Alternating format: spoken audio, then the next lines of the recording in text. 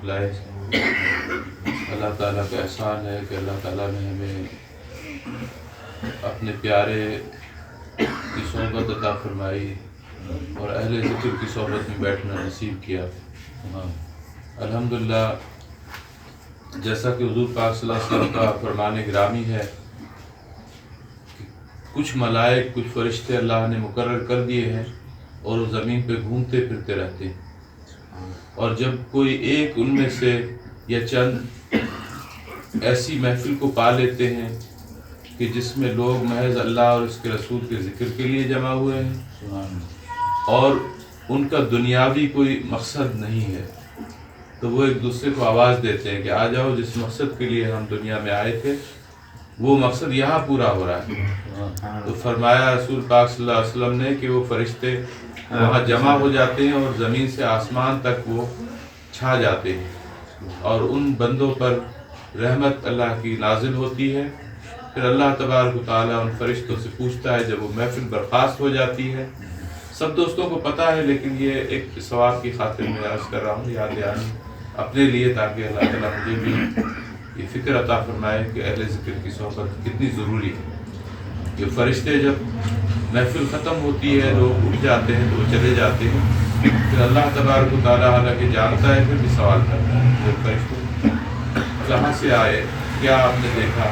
فرشتے عرض کرتے ہیں اللہ تعالیٰ تیرے بندے تھے جو تیرے ذکر کے لیے، تیری یاد کے لیے جمع ہوئے تھے، ان کی آپس میں رشتہ داری نہیں تھی، کوئی اور دنیاوی مقصد نہیں تھا، محض تیرے ذکر کے لیے جمع۔ اللہ فرماتا ہے کہ میرے فرشتوں تم گواہ ہو جاؤ، میں نے تو بخش دیا۔ عرض کرتے ہیں یا الہ العالمین، حدیث طویل ہے، بیچ میں اور بھی چیزیں ہیں کہ کیا طلب کر رہے تھے، کس چیز سے پناہ مانگ رہے تھے، تو مختصر عرض کر رہا ہوں کہ اللہ تبارک تعالیٰ فرماتا ہے کہ میں نے بخش دیا۔ فرشتے عرض کرتے ہیں الہ العالمین نے ایک بندہ ایسا بھی تھا کہ جو ذکر کے لیے نہیں آیا تھا، وہ ذکر والوں میں کوئی کام تھا تو وہ اس کی وجہ سے بیٹھ گیا تھا، یہ فارغ ہوں تو میں اپنی دنیاوی کام سے وہ کر لوں۔ اللہ فرماتا ہے کہ لا یشقی جلیسون کے الفاظ ہیں، جلیسون کے، کہ یہ ایسے لوگ ہیں جو اللہ کے ذکر کے لیے جمع ہوتے ہیں، دنیاوی مقصد کوئی نہیں ہوتا، یہ ایسے ہم نشین ہیں کہ ان کے پاس آنے والا محروم نہیں ہے، وہ ذکر کے لیے نہیں آیا، اپنے دنیاوی غرض کے لیے آیا۔ اللہ فرماتا ہے میں نے اس کو بھی بخش دیا۔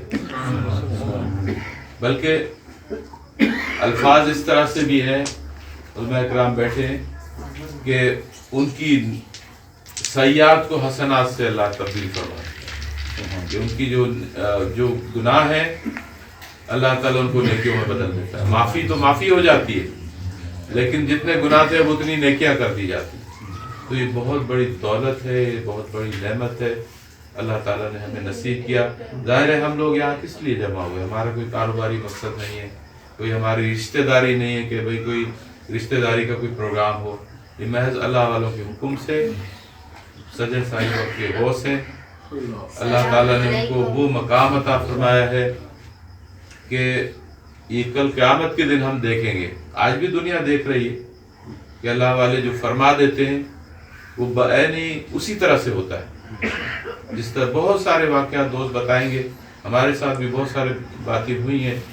تو مختصر کہنے کا یہ کہ ہم اللہ ہمیں قدر کی توفیق دے کہ ہم اپنے پیر کامل کی قدر کریں اور ان کی طرف متوجہ رہیں، کیونکہ فیض تو بہت ہے لیکن ہمارے اندر اس فیض کا انتظار، اس کی طلب کی کمی ہے۔ اس طلب کو ہم بڑھائیں، اس انتظار کو بڑھائیں۔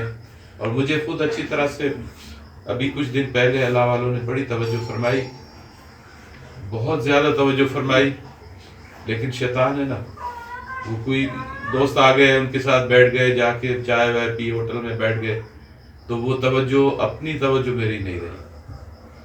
اس کے بعد میں نے کافی کوشش کی لیکن وہ کیفیت نہیں پیدا ہو سکی، تو بعد میں مجھے بڑا دکھ ہوا، افسوس ہوا کہ یہ دیکھیں یہ اللہ والے کبھی کبھی ایسی خاص توجہ فرماتے ہیں کہ جب توجہ ہو جائے اللہ والوں کی تو سب کچھ چھوڑ دیں، اور چھوڑ کے بیٹھ جائیں، اس کیفیت کو اپنے اندر سمونے کی کوشش کریں، اس کیفیت کو بڑھانے کی کوشش کریں، تو وہ اس سے ترقی ہوتی ہے۔ اگر ہم شیطانی خیال میں لگ جائیں اور دنیاوی کاموں میں لگ جائیں، اس وقت جب کہ اللہ والے کرم فرما رہے تو پھر بعد میں افسوس کے سوا کیا کیا جا سکتا ہے. تو اللہ تعالیٰ اپنا فضل فرمائے, ایسے موقعوں کو اللہ تعالیٰ ضائع کرنے سے بچائے. انشاءاللہ تعالیٰ یہ محفلیں ہوتی رہیں گی, اور انشاءاللہ تعالیٰ ہم کوشش کریں گے کہ اس کام کو اور بڑھائیں. ماہانہ پروگرام رکھیں, انشاءاللہ ماہانہ پروگرام رکھیں گے. کچھ اسکول وغیرہ بھی ہمارا جہاں پروگرام ہوتا تھا اس کی بھی کنسٹرکشن ہو رہی ہے, غلام صاحب بیٹھے ہیں. اب تو صحیح ریٹائر بھی ہو گئے, لیکن یہ کہ پہلے اسکول ہمارے محلے کا ہم چھوڑیں گے نہیں. اس سے جو بھی آئے گا تو ہم رابطہ رکھیں گے, وہاں پہ ہم پروگرام اپنا کریں گے انشاءاللہ. تو یہ کنسٹرکشن پوری ہو گئی, صحیح چل رہی ہے, انشاءاللہ پوری ہو جائے گی جلدی.